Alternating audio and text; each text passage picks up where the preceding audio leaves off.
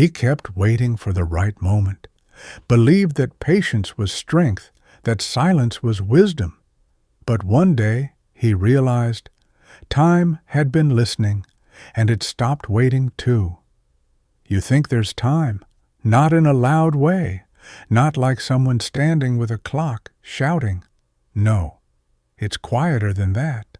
A thought that slips through your mind between grocery lists and unread messages.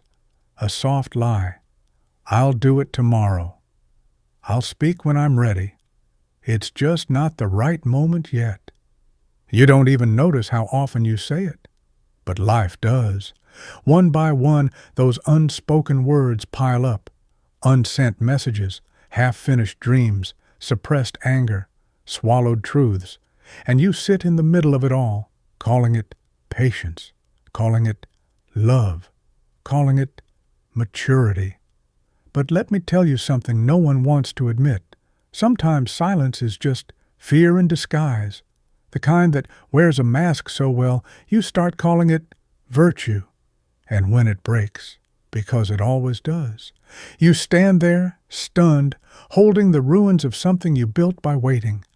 I've seen it too many times. A woman walks into my office, strong on the outside, undone on the inside.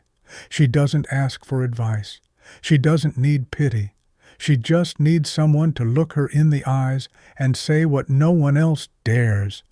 You already know what's wrong. You just keep waiting for permission to act. But permission will never come. Not from your partner, not from your family, not from the world. And the cruelest part? You wouldn't even need it if only you'd stop asking for it. You've been trained to wait. Wait to be chosen. Wait to be understood without speaking. Wait to be loved without needing.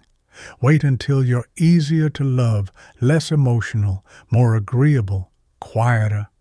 And in all that waiting, you forget. No one's coming. No one is coming to open the door and say, now's the time. Because it never will be. The house won't get quieter. The job won't get easier. The people around you won't suddenly become more aware of your needs. You keep holding your breath, hoping someone will notice you're suffocating. But they're too busy breathing freely. That's the mistake he made. The man this story is really about. He thought patience was power. That restraint made him noble. That time would reward him for being silent, loyal, steady. But life doesn't reward loyalty to your own suffering. It doesn't hand out medals for self-neglect. And when he finally looked up, when he finally said, I'm ready now, it was gone. The woman, the chance, the strength, the time. I remember the way he sat, not broken, not dramatic, just empty, as if he'd finally checked his account and realized everything he saved had expired. And he said one sentence I'll never forget. I thought I was doing the right thing. He was, until it killed the part of him that wanted to live. That's the thing about waiting. It wears the costume of wisdom. It sounds like self-control. But deep down, it's a gamble, and the prize is not guaranteed. You keep telling yourself you're processing, that you're just giving it space, that you're waiting for clarity. But what if clarity only comes when you move? What if the only way to know is to leap? Let me ask you something uncomfortable. How many moments in your life have passed while you were still preparing? How many times did you choose discomfort over confrontation just to be the bigger person? How many apologies have you made for having needs, feelings, instincts? And now, be honest, has that made your life more peaceful? Or just quieter on the outside and louder inside your head? Every time you say, not yet, your body hears, I don't deserve it. Your soul hears, I'll be ready when I'm someone else. Your life hears, put everything on pause until she finally believes she's enough. There's no rescue plan, no night, no switch that flips. Only this moment and the next, and what you do with them. And I'm not saying seize the day like some empty slogan. I'm saying stop sacrificing yourself on the altar of later. There is no later. There is only loss that arrives dressed as time. The people you love will grow tired of waiting. Opportunities won't knock forever. And the version of you that's still alive today, the one who dreams, dares, feels, she won't stay forever either. I've looked into the eyes of people who missed it, not because they were weak, but because they were taught that strength meant staying silent. And here's the truth that hurts most. Waiting is a decision, just like walking away, just like staying. Every time you say, "I'll deal with it tomorrow," you are actively choosing today to remain the same. And that's fine, if the life you have matches the life you want. But if there's even one part of you that's restless, aching, exhausted from pretending, then hear me. No one is coming to give you the green light. It has to come from you. This is just the beginning. The next part cuts deeper, and it may be the one that finally changes you. It always begins the same way, with one small hesitation that pretends to be wisdom. You tell yourself, "I'll wait until it feels right." You call it intuition, but it's fear wearing a clean shirt. Fear doesn't shout, it whispers. It sits beside you at the dinner table and says, "Not tonight." It tucks you in at night with promises. Tomorrow you'll be stronger. It makes excuses sound noble, and for a while you believe it, because waiting feels safe, like standing on the shore and calling it swimming. You can still say you're thinking about it. You can still convince yourself you're not ready yet. You can still feel in control while doing nothing at all. But here's the cruel trick. The more you wait, the smaller your life becomes. Not because time moves faster, but because your courage erodes quietly. Every unspoken word, every step avoided, every truth buried, it all piles up like sand over the parts of you that used to be alive. That's why so many people end up numb, not broken, not destroyed, just faded, like paper left in the sun too long. I once knew a woman who spent years waiting for her husband to see her. She thought that if she loved harder, cooked better, smiled more, he'd notice. When he didn't, she turned the blame inward. Maybe she was too emotional, too demanding, too much. The tragedy wasn't that he didn't love her. It's that she kept waiting for him to change instead of choosing herself. And by the time she realized what was happening, she couldn't remember what she even wanted anymore. There's a kind of silence that feels peaceful, but if you listen closely, it's the sound of surrender.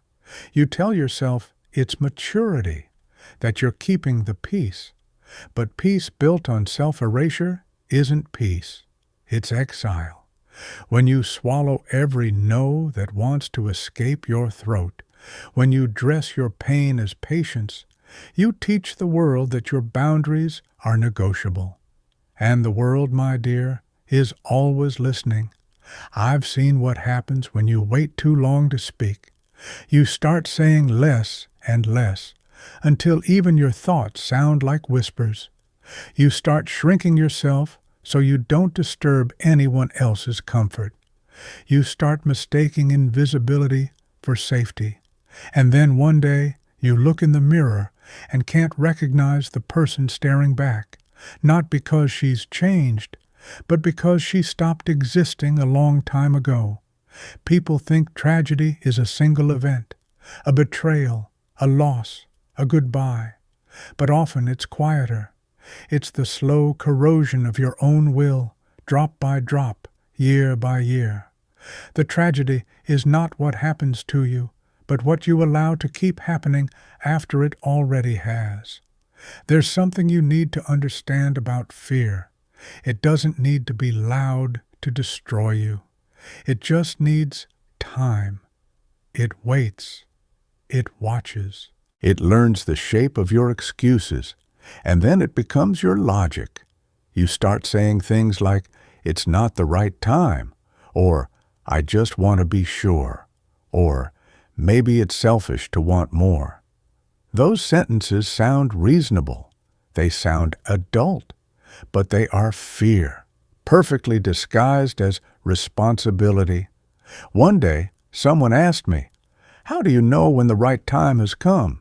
And I told them, "It never does. That's how you know." Because every right decision feels wrong at first. It costs something: approval, stability, belonging. And people confuse that discomfort with danger. But growth doesn't come with comfort. It comes with loss. The loss of illusions, of false peace, of pretending. The loss of who you thought you were supposed to be. The right moment is not a time. It's a decision. It begins when the pain of staying still becomes heavier than the fear of moving. That's when something cracks open inside you, and the voice you've been suppressing all your life finally says, "Enough." You can't plan for that moment. You can't schedule it or prepare your heart for it. It comes like an instinct, quiet, absolute, undeniable. But you have to be awake to hear it, and many aren't. They drown it out with noise, the kind that looks like productivity. Endless scrolling, talking, helping, fixing. Anything to avoid the stillness where truth might speak. I've met women who built entire lives around distraction. Beautiful homes, perfect children, impressive careers. But when they sit alone, they tremble, because stillness feels like exposure. They can't stand silence, not because it's empty, but because it reminds them of what they never said. You see, waiting doesn't protect you from pain. It only ensures that when pain comes, and it will, you face it unprepared, with fewer years, less strength, and no sense of self left to defend. That's what he learned too late, the man from the first story. He waited for a moment that never arrived. He waited for love to fix itself. He waited until his certainty felt safe enough to act. By the time he finally moved, the bridge was gone. He thought his hesitation kept him honorable, but it only made him irrelevant in his own life. And I've realized something through all those years of listening to people's regrets. No one ever says, "I wish I'd waited longer." They say, "I wish I'd left sooner. I wish I'd spoken up. I wish I'd believed myself." Because the thing about waiting is, it changes the story. Every time you delay truth, it starts rewriting itself without you. You lose control not because others take it, but because you surrender it piece by piece in exchange for comfort. Fear tells you that waiting is safe, but the truth is simple. Waiting is just another name for wasting. Wasting chances, wasting days, wasting yourself. And there comes a moment, maybe at midnight, maybe in a hospital, maybe at your kitchen table, when the silence you've been using to survive finally turns against you, and it whispers, "You should have done it yesterday." That's when you realize all those right times you were waiting for, they never existed. There was only now. The next part is the breaking point, the moment when illusion meets reality. This is where everything changes if you're ready to hear it. If you've read this far, it means something inside you has resonated. It means you don't want to realize everything too late either. Subscribe to the channel, not for the sake of numbers, but as a reminder. There will never be a perfect moment, but you can start right now, and write one thing in the comments. What do you no longer want to put off? Maybe someone will read it and save themselves from someone else's mistake. You think you're doing the right thing. You say yes when your whole body says no. You let things slide. You laugh when it stings. You make excuses for people who never offer explanations. And when the weight gets too heavy, you carry it quieter, as if silence is nobility and pain is proof that you're kind. No one told you that goodness without boundaries is self-destruction. They just kept praising you for being the one who holds it all together, the calm one, the strong one, the woman who doesn't complain. But let me ask you something. What does it cost to be the one who always absorbs? What do you lose piece by piece when your only identity is being good? Good for who? I've met women who gave up their voices to keep the peace. They didn't raise them for years, not in their homes, not in their marriages, not in their careers. And one day they woke up in a life that didn't fit. It looked perfect, but it was hollow, like wearing a dress tailored to someone else's shape. You can only disappear inside yourself for so long before something breaks. And when it does, it's not loud. It doesn't come with fireworks or screaming or ultimatums. It comes quietly, a slow erosion of joy, a heaviness in your chest that has no name, a morning where you wake up and think, I can't do this anymore, not because something new happened, but because nothing ever changes. And deep down, you know why. Because every time you were given a choice, you chose others. Every time a moment asked, What do you need? You replied, It's fine. And it wasn't. But you made it fine. You made yourself small enough to fit inside their comfort. That's not kindness. That's abandonment. They told you love means sacrifice, but they forgot to say it doesn't mean erasing yourself. They told you compromise is healthy, but they didn't warn you how easy it is to confuse compromise with collapse. I watched my own mother do it. She smiled through clenched teeth. She hosted dinners she didn't want to cook. She stayed in rooms that drained her for the sake of appearances. And I remember one night I asked her, Why do you let them speak to you that way? She looked at me with tired eyes and said, Because it's not worth the fight. But it was. Every time she swallowed her pain, it didn't disappear. It just moved deeper, into her body, into her sleep, into the way she flinched at kindness, because she'd learned that love always came with a price. And maybe that's the worst part. Not that people hurt you, but that you learned to expect it, that you trained yourself to tolerate it. Call it normal. Call it love. But love doesn't require you to disappear. It doesn't demand silence or shrinking or self-denial. Real love sees you. It doesn't ask you to become less. It holds space for your fullness, even when it's inconvenient. So if your love story depends on you being smaller, quieter, more convenient, that's not love. That's performance. And you're exhausted because the show never ends. Here's what no one tells you. Being easy to love is often just another way of being easier to use. You become the woman who says yes before she even hears the question.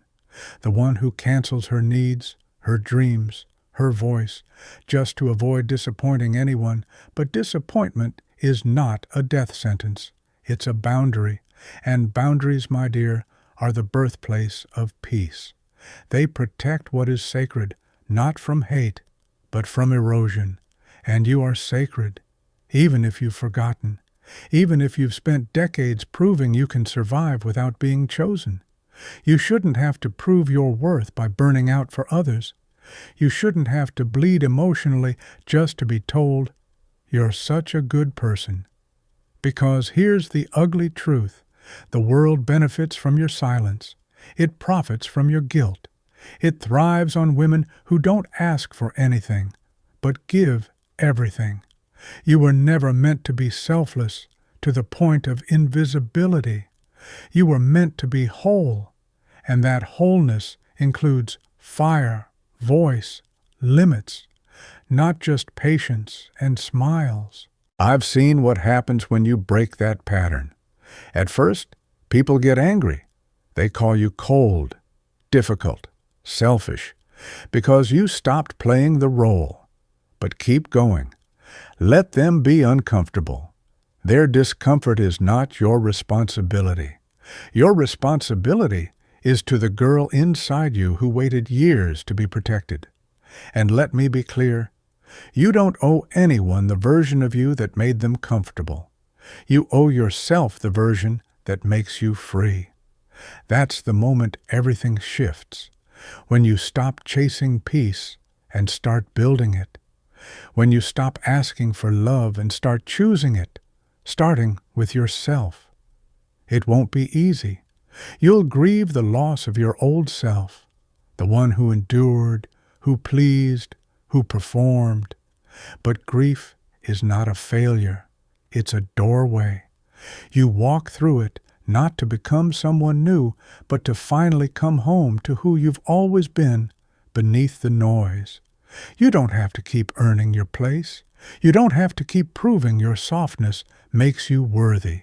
You already are. But first, you have to stop waiting for permission and start remembering who you were before the world taught you to be quiet.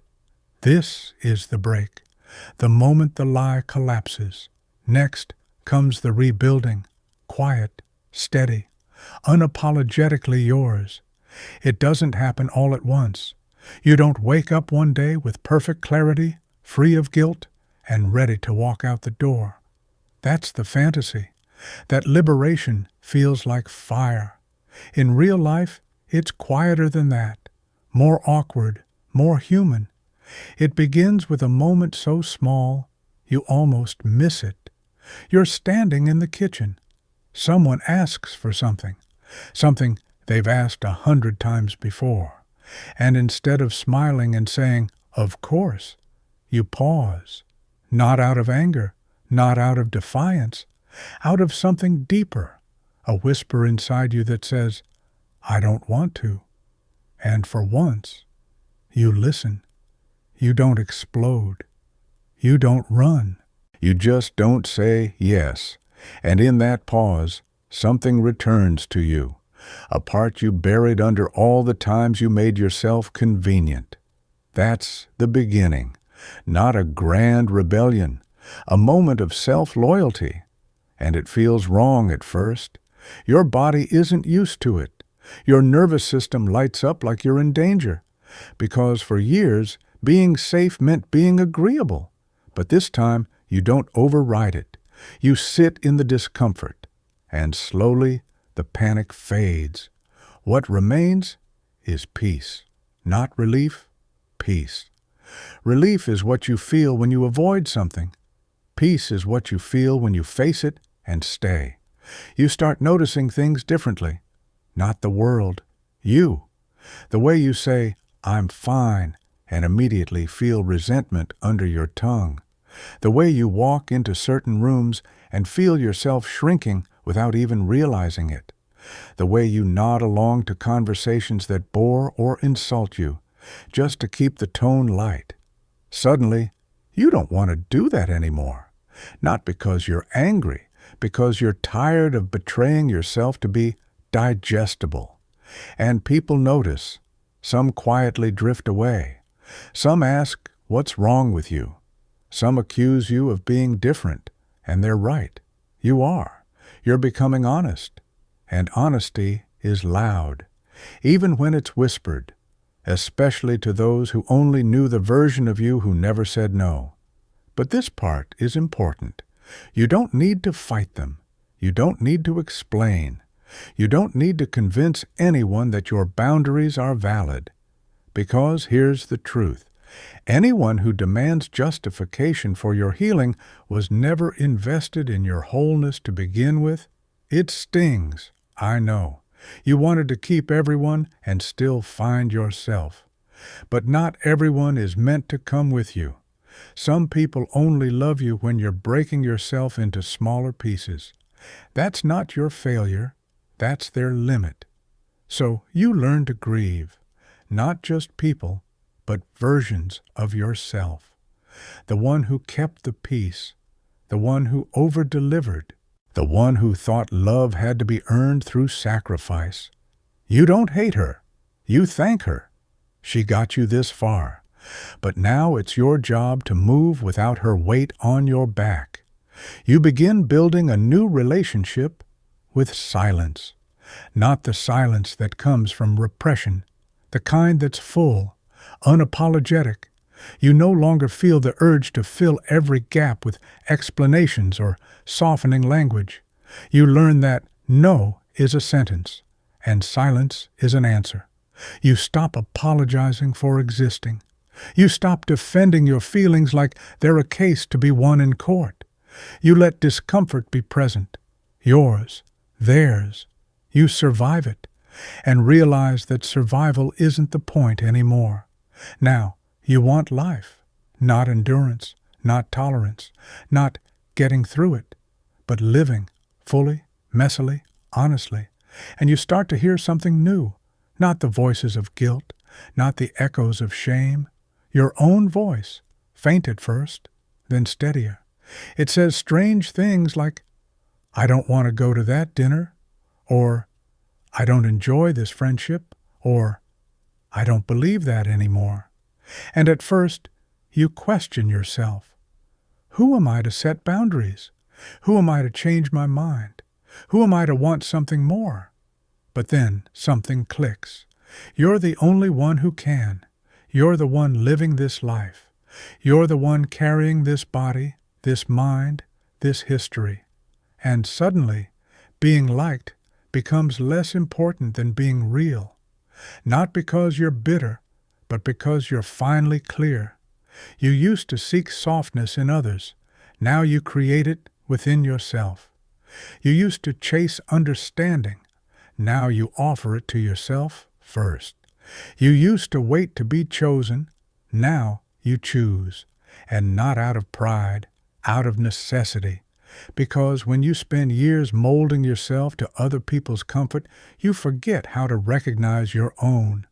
But now you remember. You remember what you enjoyed before you became someone's version of enough. You remember what laughter feels like when it isn't forced.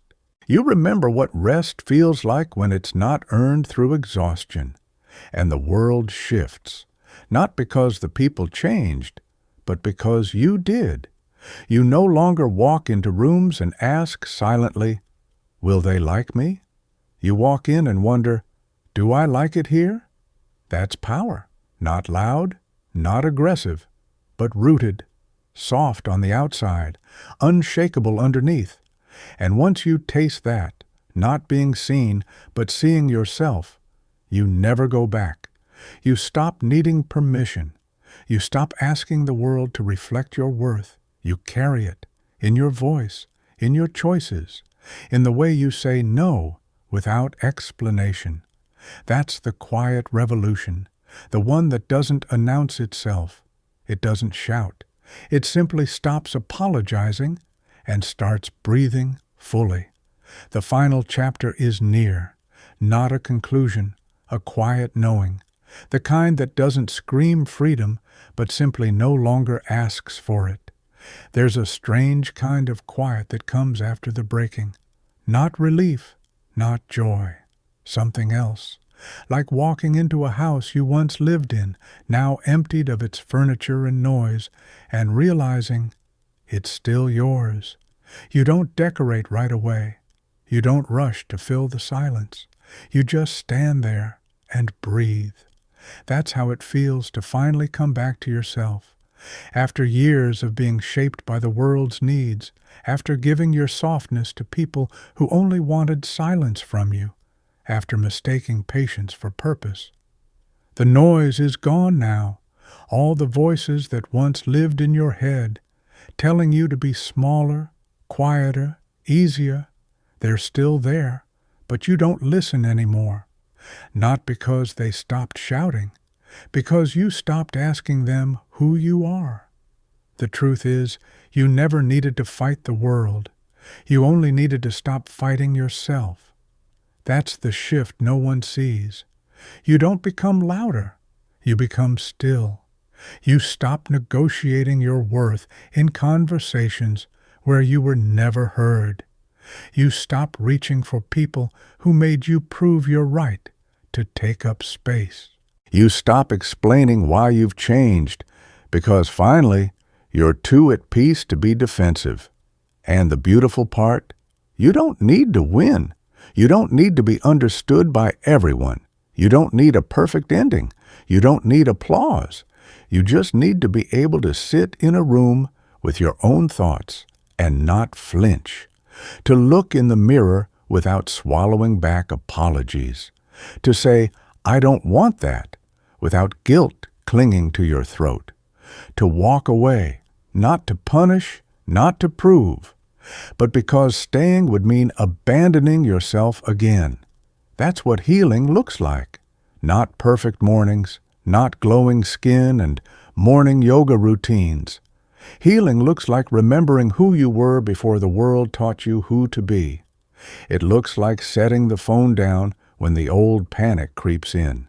It looks like choosing rest, not because you earned it, but because you're no longer a machine. It looks like letting go of people who loved the broken version of you, but disappeared when you started asking for respect. And that hurts, more than you expected. You thought healing would feel like a reward, but at first it feels like a funeral. You grieve the woman who used to wait for texts that never came. You grieve the woman who softened her tone to be taken seriously. You grieve the one who stayed silent so someone else could shine. But grief isn't the end. It's the proof that something mattered. And when it passes, because it always does, you're left with something stronger than certainty. Self-trust. Not the loud kind, not the one that needs to convince or defend. The quiet kind that lives in your bones, in the way you say no and mean it, in the way you show up, not to be chosen, but to be honest. And when that voice gets strong enough, you stop needing guarantees. You stop waiting for signs. You stop needing everyone's approval before you move. You stop apologizing for needing space, needing quiet, needing more. Because now you know your needs are not too much. Your voice is not too loud. Your softness is not weakness. Your standards are not a burden. You were never too much. You were just surrounded by people who settled for less. So you stop shrinking, not to hurt anyone, but because shrinking hurt you. You stop rescuing people from the consequences of your boundaries. You stop offering explanations to people who never explain their cruelty. You stop pretending you don't notice the red flags. You stop saying, "It's fine," when it's not. And slowly, without effort, you begin again. You learn the sound of your own peace, not the kind that comes from silence, the kind that comes from being able to speak freely and knowing you won't abandon yourself afterward. There is no finish line here, no gold medal for emotional growth, no certificate that says, "Congratulations, you're finally healed."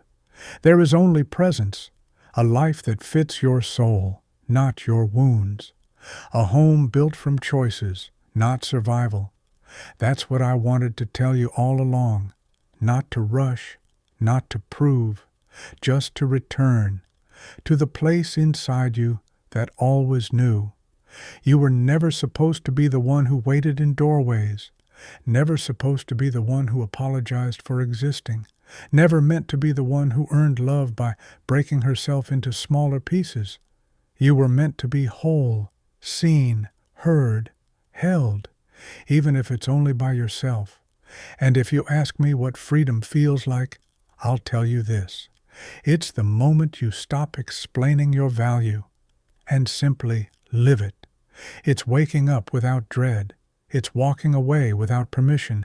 It's saying, "This isn't for me," without guilt, without theater. And when someone asks, "Who do you think you are now?" you smile, not because you need them to understand, but because finally you do.